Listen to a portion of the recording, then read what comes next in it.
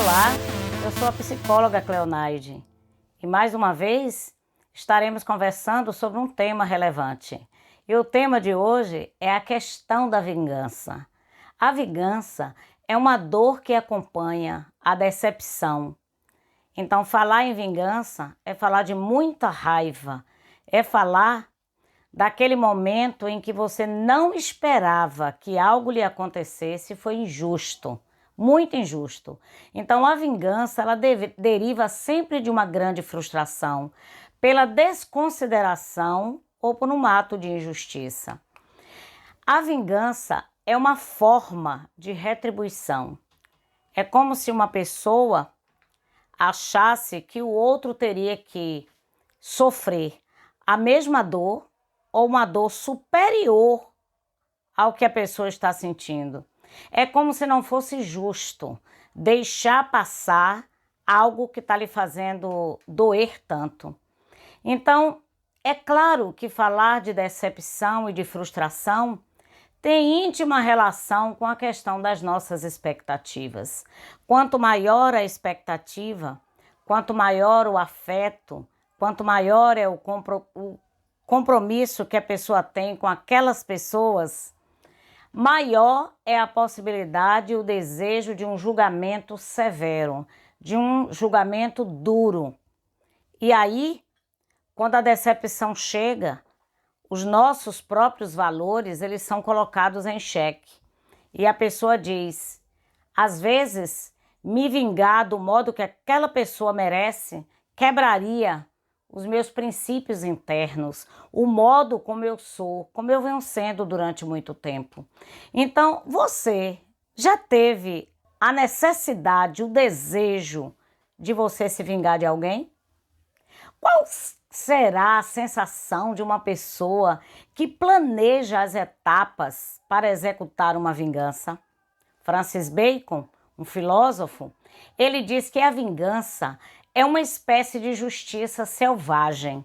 É como se a pessoa dissesse assim, eu vou fazer com que ele pague com a mesma moeda, ou eu vou fazer de tudo para que ela possa sofrer e sofrer muito. Isto muitas vezes acontece com a seguinte frase, isso não vai ficar por isso mesmo.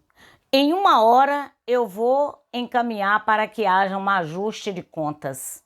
Os efeitos benéficos de uma vingança, ela tem um efeito de alegria, de contentamento a curto prazo, mas não anula o sentimento de mal-estar pela vingança planejada.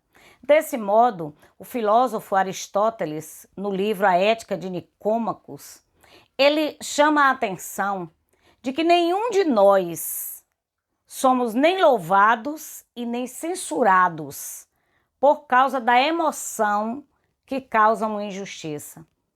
Agora sim, nós seremos julgados e nós seremos incomodados pelo modo como nós vamos reagir a um sentimento de dor, de tristeza e também de frustração.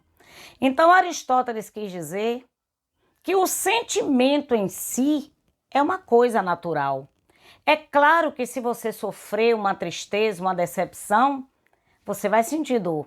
Então, a dor em si é normal.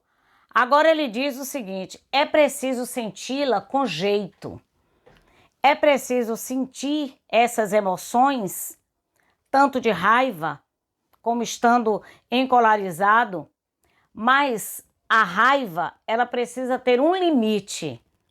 E esse limite, ele trata sobre o tema do limite da ética. A única coisa, segundo Aristóteles, a única coisa que diferencia um ser humano dos demais é exatamente a capacidade do logos. É a capacidade, é a liberdade, é o poder de você fazer escolhas adequadas para si mesmo e para a sua vida em sociedade. A vingança é um desejo, é uma reação natural diante da dor. A reação de estar com muita raiva, ele diz que há um aspecto positivo que é você admitir a emoção, o sentimento que se instala. Então, no momento em que a raiva, a decepção e a dor chega até você, você precisa senti-la. Admitir que ela está em você. Não podemos tolerar injustiças. Buscar justiça, mesmo que seja difícil, é um dever que nos impõe, tanto pela razão quanto pela emoção incorporada. Aristóteles está querendo dizer com isso que a insatisfação, que a indignação, o aborrecimento, ela faz parte da humanidade do ser. Você precisa possuir esse sentimento para que se torne capaz de reagir a toda forma de injustiça que esteja à sua volta. Agora ele adverte: o sábio jamais deve se aquietar frente a um ato injusto. Porque se você fica aquietado, silencioso, calmo, ou agindo como se nada tivesse acontecendo, então você estará promovendo que essas coisas se repitam. Então faz parte da vida o cuidado com as suas próprias emoções. E Aristóteles diz o seguinte: você tem que ser capaz de se irar, mas irar-se de maneira adequada. Você deve assumir os sentimentos que estão instalados em você, até como uma maneira de mais facilmente se libertar dele. Mas quanto mais você nega o sentimento, nega as emoções, menor é a possibilidade de você se ver livre dela. Isso sem contar que quanto maior é o comportamento inadequado de uma pessoa, se você não reage a esse comportamento, ele tende a se repetir. Então, o grande filósofo Lúcio Sêneca, ele diz o seguinte, que a questão está na capacidade humana de criar expectativas irreais sobre o mundo. Então, quanto maior é a sua expectativa, maior será a sua decepção e a sua dor. Então, todas as vezes que um ato injusto, que um comportamento te afetou, lhe derrubou, mexeu com as suas emoções, você precisa se perguntar: até que ponto isto que aconteceu, eu não tenho responsabilidade no sentido de ter autorizado que esta pessoa chegasse ao ponto que ela chegou. Então, é preciso estar atento também ao que disse Epiteto, que foi outro filósofo. Epiteto diz assim: o caminho da vida é se tornar dono de si mesmo. E para que uma pessoa consiga tornar-se senhor da sua vida, é preciso tirar cada vez mais a idealização a respeito do outro e da sua potencialidade. Então, quanto mais eu admito que um ser humano que é igual a mim tome para si o controle de várias situações sem que eu acompanhe, eu estou tendo uma atitude diante da vida idealizada, e isso impede que eu me torne alguém senhor da minha existência, dono também das minhas emoções. O dono de si é aquela pessoa que consegue conceder ao outro poder, mas ele acompanha essa entrega e ele pode também tirar esse poder a qualquer hora. Boa parte dos pacientes, quando eles chegam no consultório e ele começa a contar como ele autorizou, como ele confiava, como ele dava, como ele... Aí eu sempre convido esse paciente a ficar atento, a observar que houve também uma falha da sua parte em acompanhar aquilo que foi dado para o outro como poder máximo. Quem quer ser livre não deve querer ser nada ou evitar qualquer coisa que seja controlado pelos outros. Então, todas as vezes que nós entregamos o controle da nossa vida, o controle das nossas emoções, o controle dos nossos projetos, dos nossos sonhos na mão de uma outra pessoa, o que é que acontece? Aquela pessoa, ela pode não usar de maneira adequada.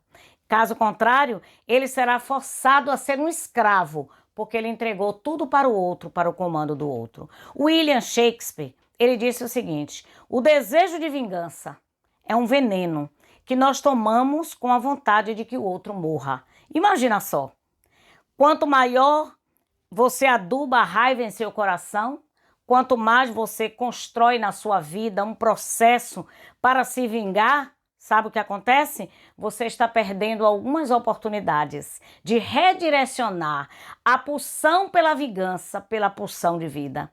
A essa resiliência, que é a capacidade de se adaptar, é a capacidade de você criar uma nova estrutura para a sua vida, um novo caminho, uma nova abertura, novas oportunidades.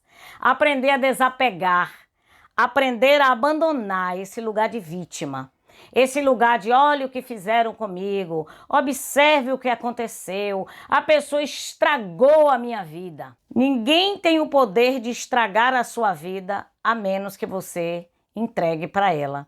Então revise neste dia, revise qual é o sentido da sua vida. E imagine a brevidade da vida. O tempo passa muito rápido e você precisa se apressar para viver o melhor, para viver mais feliz e retomar a sua vida de onde houve um tropeço. Então, nesta semana, eu desejo para você um tempo de recomeço, de resiliência, deixando para trás a vingança, mas seguindo para frente num projeto todo pessoal de reconstrução. Um grande abraço para você.